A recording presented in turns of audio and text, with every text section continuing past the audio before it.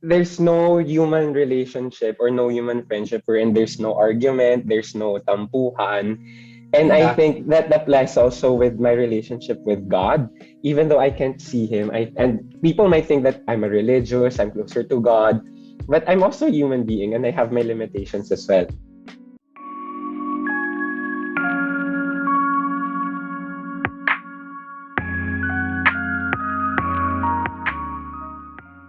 So, with all this talk about being religious or living the religious life, when you go out and are sent on your mission, it's not all the time that the communities that can be diverse in religious outlook. So, how do you encourage the students there on how to appreciate a Christian way of life? Oh, Mark, will you go first? That's a tricky question to answer right now because in the Philippines it's easier to talk about faith, have activities because majority of the students there are Catholic. So, for example, I was assigned in HSI, it's the Health Sciences Institute, and then when they started there, the senior high school, I said that in my mind, all of them are coming from different schools and not all of them are familiar with the Lasallian spirituality is. So I started the Lasallian Youth Corps and it was so easy when we wanted to talk about faith. Okay, everybody was familiar with it, even though they're coming from a different religion. For example, they're Methodists or Anglicans. Faith is still something that they practice, though they have different forms and practices for it.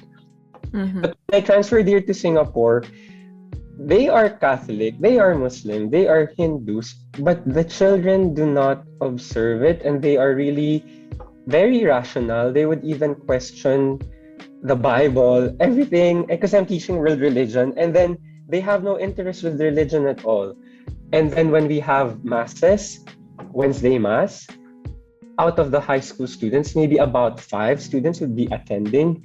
And that for me something that is not really curious, but something that is shocking coming from the Philippines. But then that's the invitation for me to realize that Christianity is more than tradition. And that is an invitation for me as well to make them see my faith through my actions. Because when I talk about God to them, automatically they just shut down. They won't listen, they won't pay attention. Did you have that experience, Bray? Yeah. But I'm not teaching now because I'm dealing with formators and I'm dealing with formators from 82 countries. And you could just imagine there are two things there in diversity, language and beliefs, because some of the formators are not Catholics, Yeah. and I see it in a different lens. I have seen in social media the consequences of diverse outlook. And I think that is also true with when you are dealing with, for example, Zoom meetings, and you have different interpreters. And sometimes I'm lost. I'm lost. And some of these people, because I'm dealing with adult formators, from a political beliefs, they also talk about how diverse are their stance on issues, and you have to deal with. So this ministry is really challenging me, and the more I'm challenged, the more I'm calling God to be with me, because this is a great responsibility. Not only arguing on simple things like what are you eating or what are your athletic affiliations. Like, it's so easy in the Philippines because you just talk about UAAP and that's it, and you are enjoying already. But the drama of the formators permeating into our everyday interaction online, and seeing it in the real world when I visit the country, I feel so stressed, and sometimes I feel so alone because, my God, what kind of work is this? But when I look at discrimination also, diversity also talks about discrimination. When they see that, okay, this guy is Filipino, I couldn't help myself, but okay, this British is talking to me, and he's probably he's underestimating my plan. Yeah. But at the end of the day, I will say, but are we really as different as we think?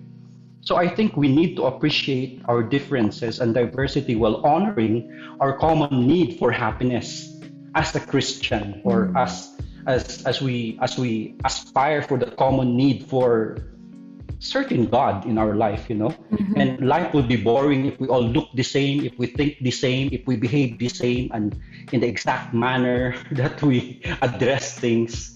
And it can be difficult, yes, but in the end, as simple as do not wait for somebody else who you think is different from you to make peace. I make peace with them. And I make peace with myself. I forgive them, and it's a liberating experience. And it's good to have God with you when you experience that liberation. Yeah, definitely. And speaking of brothers, the pandemic has really shown us the value in being intentional and taking that initiative, while also saying that actions speak louder than words, no? So thank you so much for your answers. The more we rush things, the more nasisira siya. And when you feel like you're losing or breaking away from God, just let it be. And don't force yourself to go back to the way it was immediately, but allow it to grow and continue, like what brother is saying, continue to nurture it. Maybe it's not the same as the way it was before, but like what we have shared at the beginning, it's a journey and it changes.